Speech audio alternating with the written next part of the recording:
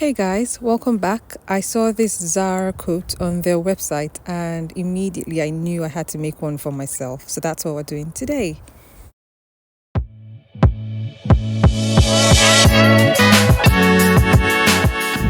So I set out on this cold winter morning. I got on the train. It took about 30 minutes to get to the fabric store. But once I got there, I was excited, obviously, because there were different colors, different fabrics and textures. It just felt nice being there and having to feel all the fabric. But I had to remember why I was there and I moved to the section where I'll find coating fabric. As you can see, I'm just trying to feel the texture of all of them to decide the one that's right. The colors were really tempting, but I finally settled for this cream one right here.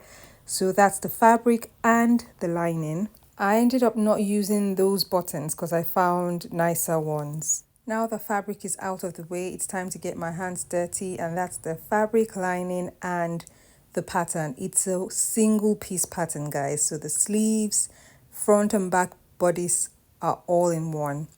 And this is the pattern cotton fabric. This is the collar, this and this. And then this is for the lining. This will be attached to the back of the lining. This is the full block, so the front and the back body is all cut together, including the sleeve.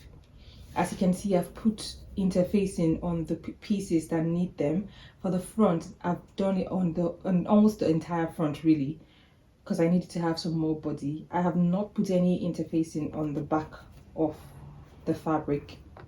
And then over there we have the lining and the facing. I've interfaced it as well. So we're just going to go on to sew now. So this is the front piece. You have the front here and the back here. This is the shoulder that runs all the way to the edge of the sleeve. Right now we're just going to be joining this part all the way to the bottom. This is one side of the front. So I've now sewn the sleeve down all the way to the bottom of the side of my coat. This is the front, and this is the shoulder and the side. Just going to open that up. This is what we have. The seams all pressed open. It's now time to join the back. So this is the back of my garment.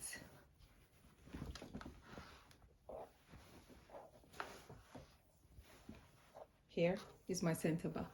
I'm now going to place the other half. So back to back. I'm going to pin it all the way to the bottom and then sew a straight line down. As you know by now, ironing is a must. That's what gives your garment a clean and really nice finish. At this point, I was done sewing the shell of the coat.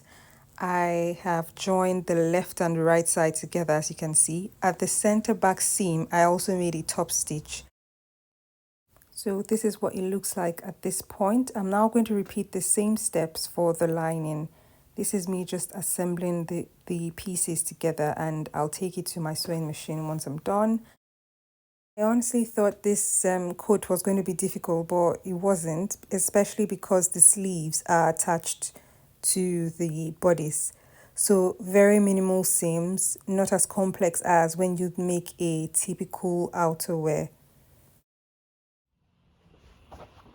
So this is the pocket lining. I've attached part of the fashion fabric to the lining because I wanted to have some more body. And then this is the pocket bag. So this is the wrong side. I've made my markings on the lining and the pocket bag. I'm now going to sew it to the main fabric.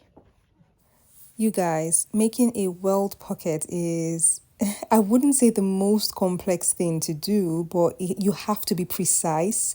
So when you cut your fabric, because if you know anything about sewing wall pockets, you know you're going to be cutting your fashion fabric. So the shell, you're going to be cutting through it.